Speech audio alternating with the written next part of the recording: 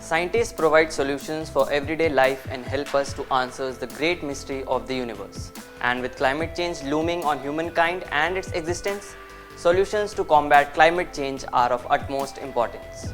On similar lines, Arvind Singh, who is an associate professor at the Physical Research Laboratory, Ahmedabad, is working on a potential solution that can trap atmospheric carbon in oceans.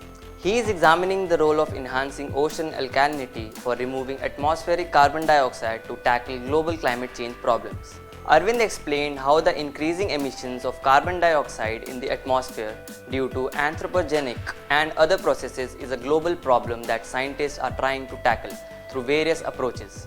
So the idea is this. I mean, before we come to the idea, we know that the CO2 is a greenhouse gas. It has been increasing in the atmosphere for the last around 200 years due to the anthropogenic activities.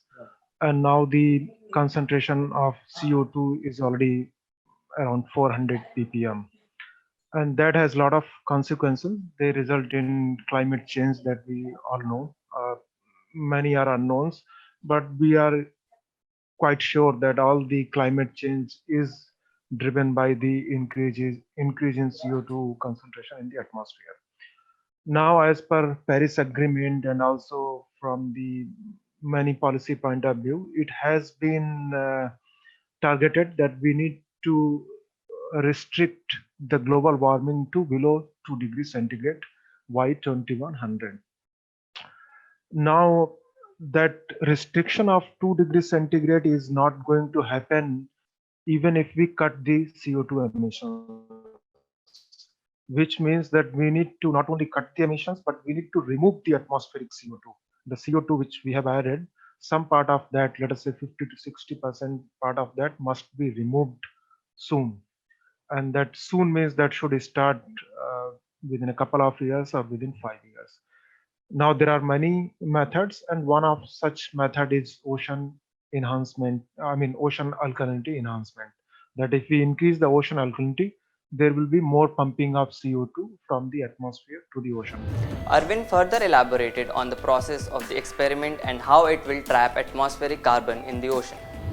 It happens in nature, but that happens on a very slow process. For example, chemical weathering. In the weathering of rocks, these minerals they get deposited to the ocean, and the CO2 is being removed. But that happens on the geological time scale. That means on the time scales of thousands to million years of scale. Now we don't have that much of time to increase the ocean alkalinity. We have a very short time. So in this particular proposal of my DST Sound all we are trying to do in some ways is trying to speed up this ocean alkalinity enhancement.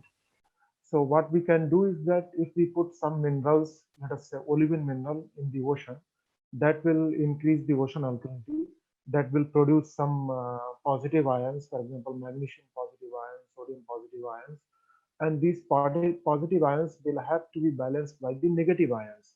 Those negative ions are most likely to come from carbonate and bicarbonate. Now, this carbonate, in many ways, the source of carbonate and bicarbonate is carbon dioxide. So, once you form more carbonate and bicarbonate, that formation has to come from the CO2.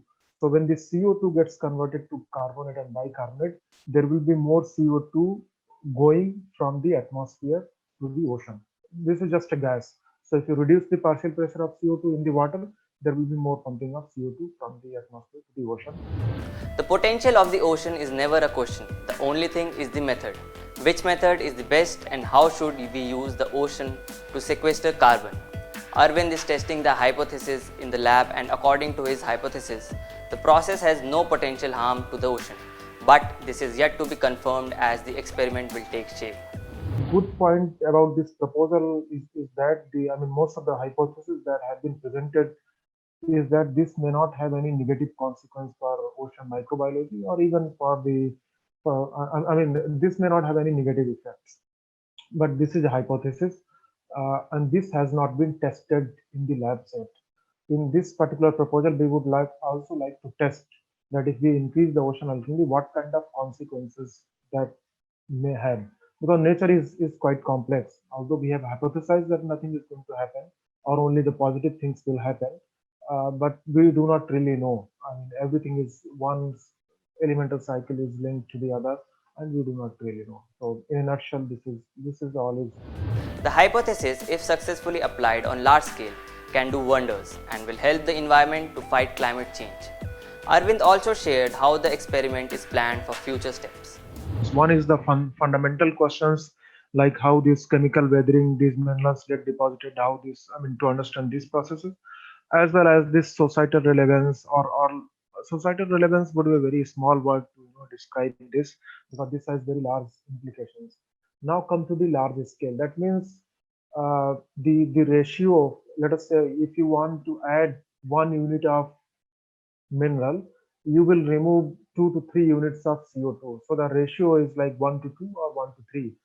And we let us say we want to right now through the anthropogenic activities, we have added almost 250 gigatons of carbon. CO2 will be much more, right? This is just the carbon in CO2.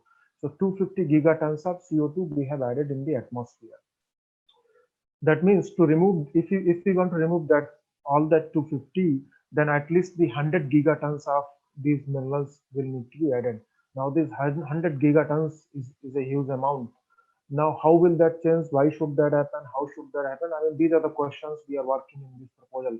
These you know that I mean, this 100 is also a calculated number. This can also change because not the all the rocks that we will put in the ocean, they may all not get dissolved. It may not be 100% efficient. And then we have to do this in a step-wise process. That means although let us say our target is to remove 250 gigatons of CO2, but we have to go step by step. Let us say we target only 10 gigatons of CO2, right? Removal. And for that, we need to put around 2 to 3 gigatons of these minerals in the ocean. So this has to be step by step.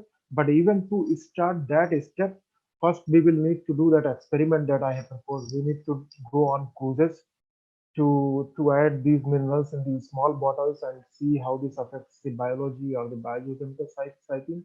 At the same time, the other part of my proposal is to see similar effects in the mesocosm experiment.